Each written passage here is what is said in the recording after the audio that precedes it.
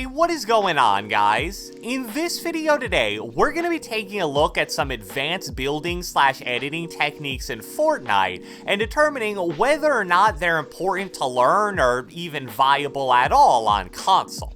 I think this is an important topic to discuss because even 2.5 years into Fortnite's life cycle, people are still finding new building and editing techniques on what seems like a daily basis. So I feel like a lot of players today probably struggle to keep up with what's truly important to learn and what's more just for show.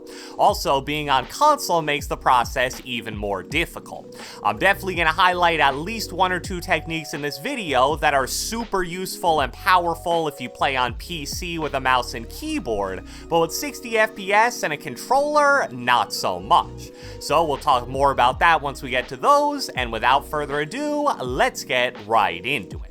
Alright, so the first advanced building/editing technique that I want to discuss is the X8 Classic.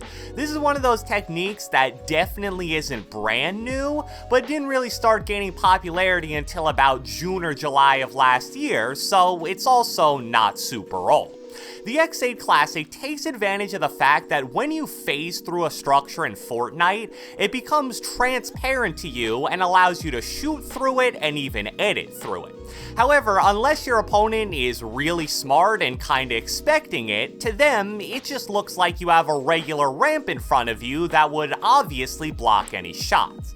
Now, it's a really interesting trick because there are some simple applications of it, and there are also some pretty advanced ways to use it as well.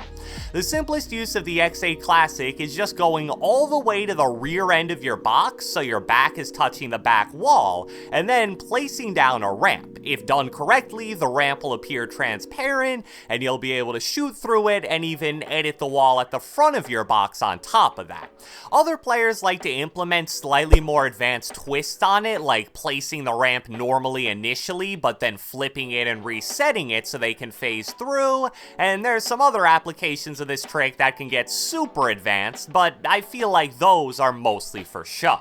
So all in all, since this technique is relatively simple mechanically, I think it's very viable on console. It's an incredibly powerful and useful trick to use when your enemy takes your wall, and because it's so simple, you shouldn't have any problem implementing it into your game. Moving on, next up we have the technique most commonly known as side jumping. Even though that may sound a bit intimidating, this is a technique that's been around for a very long time now, and it's actually relatively simple. However, much like the X8 Classic, people have definitely found ways to add some advanced twist to it over time as well. But focusing on the base aspect of it, side jumping is a technique that you'll most commonly use when you're ramping up to high ground against an enemy, but then he beats you to the spot and blocks off the tile immediately above you. The reason it's called side jumping is because you'll jump towards either the left or right side of the structure that's blocking you from getting to high ground, and then you'll try to connect a floor to that structure so you can land on top of it. If you do it correctly, you can then start ramping up towards high ground, and you getting blocked off will only end up being a very minor delay. If you don't know how to side jump, it leaves you in a very sticky situation. You'll most likely either have to pause for a second, turn around, place a floor, and then start building up in the opposite direction you got blocked off at, or you can just kinda take the L and start playing low ground. And because both of those options are pretty bad compared to side jumping, that's why it's so crucial, and it's another one of those things you just need to know how to do consistently if you want to be a good player.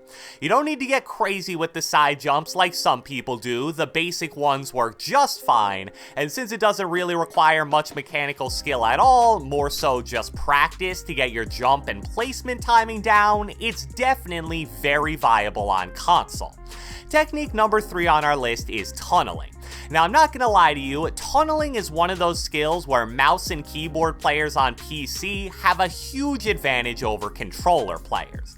If you watch any controller / mouse and keyboard duo play competitive, when it gets to endgame, the mouse player will basically take the lead and do all the tunneling while the controller player just follows behind him looking for kills. However, just because tunneling is more difficult on controller and especially on console with the low frames, it's still an absolutely crucial skill that you need to be able to do consistently. A super common misconception about tunneling is that it's only useful in endgame. That really couldn't be any further from the truth. The point of tunneling is to get from point A to point B while being entirely protected from all angles. Sure, rotating into safe zones during chaotic endgames is obviously a natural fit for that, but you'll also use it all the time to rotate away from fights, safely reposition yourself, safely get to loot in a contested area. There are just so many different uses for it. And even though it may look like a super mechanically demanding skill, it really is something that you can learn much quicker than you'd expect by just practicing alone in creative. The next building / editing technique that we need to talk about is the Mongrel Classic. This is one of those techniques that may have been first discovered a while ago, but it definitely wasn't super popular until Mongrel started using it a few months ago. And in case you're somehow still unfamiliar with the Mongrel Classic, here's a fairly simple explanation.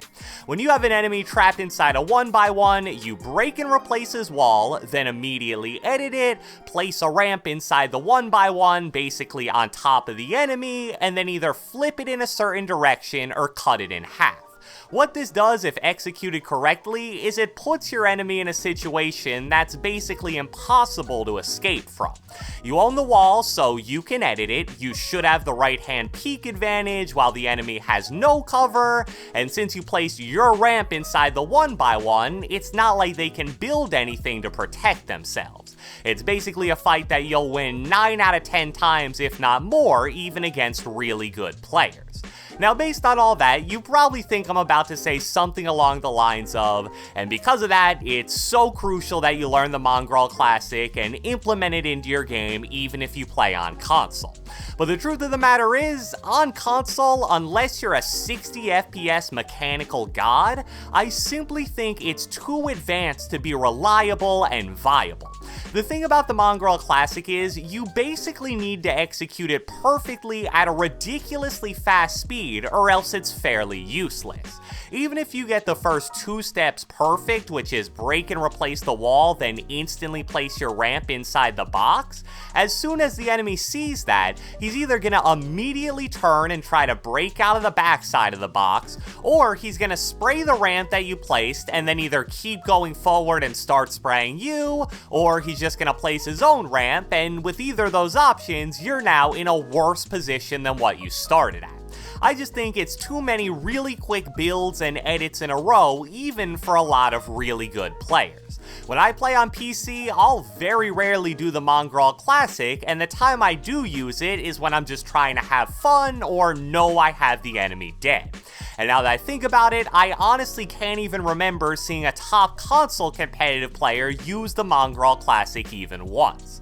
So it's not like it's impossible on console or anything, definitely not, but I just think there are a bunch of other important techniques that you can focus on that would help you so much more. The final technique that we're going to cover in this video is the ramp floor cone double edit. There are a lot of really flashy double and triple edits that people have created, but in my opinion, not very many of them are actually usable in anything other than free building or creative 1v1s. However, I think the ramp floor cone double edit is probably the most advanced edit that I actually use on a fairly frequent basis. It's just a great way to get from low ground to high ground while being almost entirely protected even from players who are well above you. Now, is this a fairly difficult edit to do with a controller, especially if you're on console? Yeah, I'd probably say so. So even though I believe with a little bit of practice, even average players can learn this technique, if you're someone who struggles with building/editing, it may be much less frustrating for you to instead learn the ramp cone or ramp floor single edit instead of the ramp floor cone double edit. But no matter which you choose, I think both techniques are definitely viable on console and also very important. You'll see console and controller pros use them when retaking high ground all the time, even in competitive games. So I hope you guys enjoyed this video, and if you watched the entire thing, be sure to let me know with a comment down in the comment section below.